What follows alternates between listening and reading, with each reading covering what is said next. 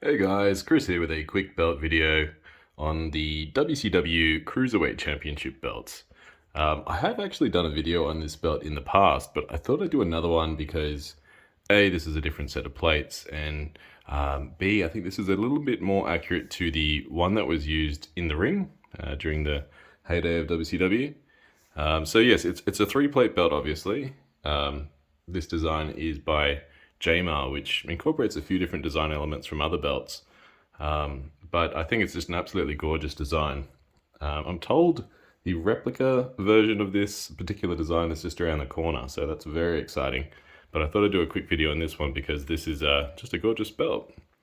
So I've just finished the leather on this one, and I did go for the blank tooling in the snap boxes, and I did try and keep it accurate to the JMar spacing between the snaps, which is a little bit further apart than, say, what Midwest or Reggie used. There's a little WCW logo on the end there in place of a JMar stamp. And it does have the JMar ornamental stamp as well. Just trying to keep that identity with it as well.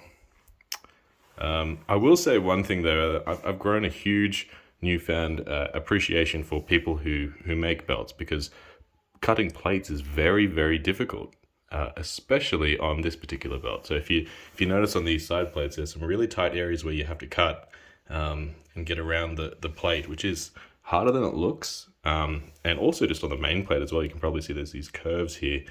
It's very, very hard to cut around. So even if you have a machine, I've got a huge respect for people who do that now, because it takes a large amount of skill to actually get it done correctly.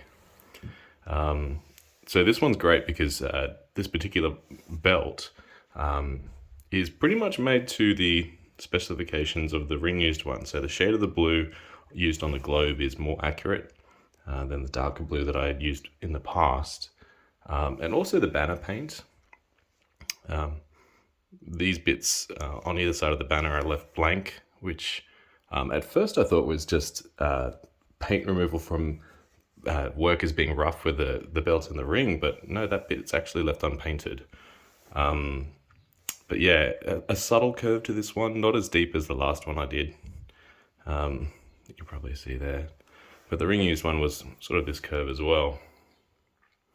But I absolutely love the details on top of the plate and on the bottom.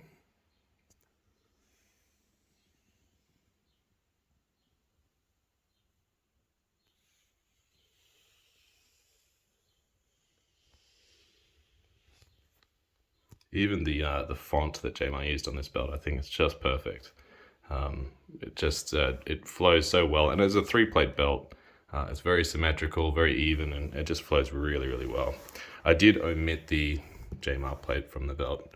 I just don't think it's 100% necessary. On the other side, 2x5 snap box, same JMar ornamental stamp there.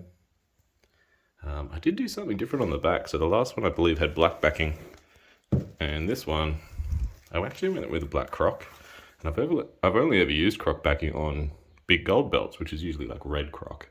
But I went for black croc because I know JMar was pretty fond of it. I think the ring used one had a normal black, but anyway. But yeah, it's just got a really nice feel to it. It is actually real leather as well. It's croc print cowhide instead of vinyl. But very, very nice. I'm a huge fan of it now. I never used to be, but it's got the same sort of flexibility as normal leather, but it just has that sort of unique feel to it. It's very, very cool. But anyway, I'll get some outdoor shots of the belt just so you can see it in a different light, because you can only see so much from this light. But really, really stunning belt. These plates were made by Ali Anas of Altair Belts.